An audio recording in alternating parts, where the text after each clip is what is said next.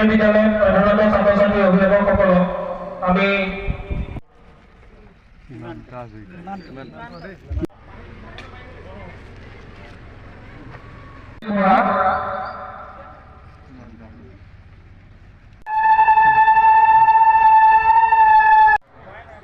ৰাইজৰ কাৰণে বা ছাত্ৰ ছাত্ৰীৰ কাৰণে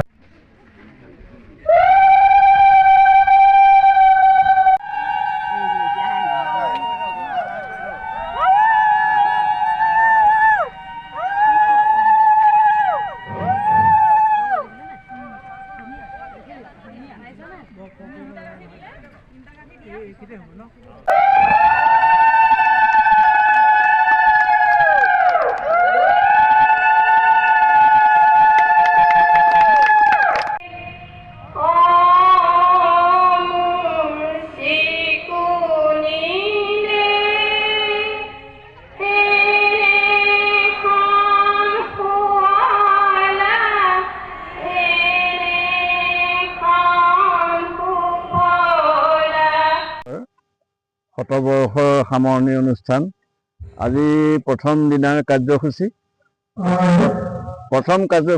আমি পৰিৱেশ নিকাকৰণ তাৰপিছতে বৃক্ষৰোপণ কাৰ্যসূচী তাৰপিছত আমাৰ 100খন পতাকা উত্তোলনৰ ব্যৱস্থা কৰা হৈছে শতবৰ্ষৰ অনুষ্ঠান উপলক্ষে তাৰপিছত আমাৰ শ্ৰদ্ধাঞ্জলি অনুষ্ঠান ইতিমধ্যে সমাপন হৈছে আমাৰ 3দিনীয়া কাৰ্যসূচী আমি ভাবিছোঁ সকলো কাৰ্যসূচীত সকলোৰে সহায় সহযোগিতা আমি পাম আৰু আমাৰ কাৰ্যসূচী 3 দিনৰ কাৰ্যসূচী সাফল্যমণ্ডিত হ'ব বুলি আমি আশা ৰাখিছোঁ।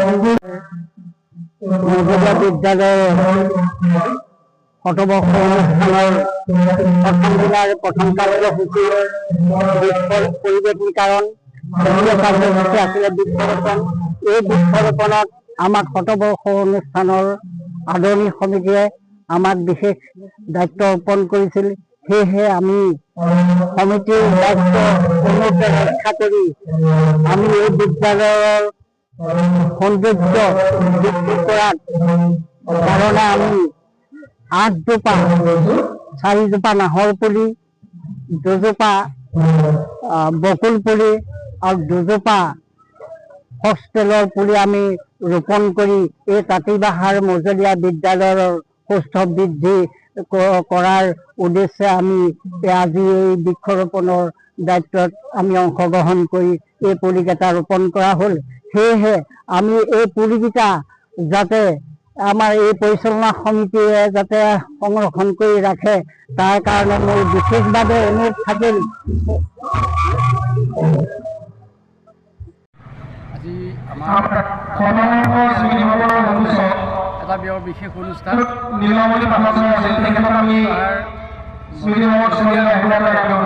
শতবৰ্ষ উদযাপন কৰিবলৈ লৈছে। আজি প্ৰথম কাৰ্যসূচী আমাৰ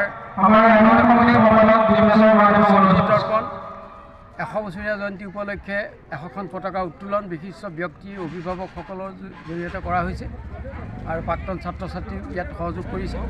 ইয়াৰ পিছতেই আমাৰ দাতা পৰিয়ালে আমাৰ স্থানীয় গোবিন বৰা আৰু সুমিত্ৰা বৰা স্মৃতিত তেওঁলোকৰ পৰিয়ালবৰ্গই দান কৰা এভাগী তোৰণ ইতিমধ্যে উন্মোচন কৰা হৈছে।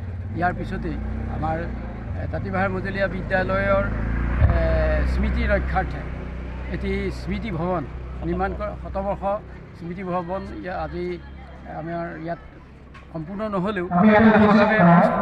আজি আমি উন্মোচন কৰিব লাগে। আমি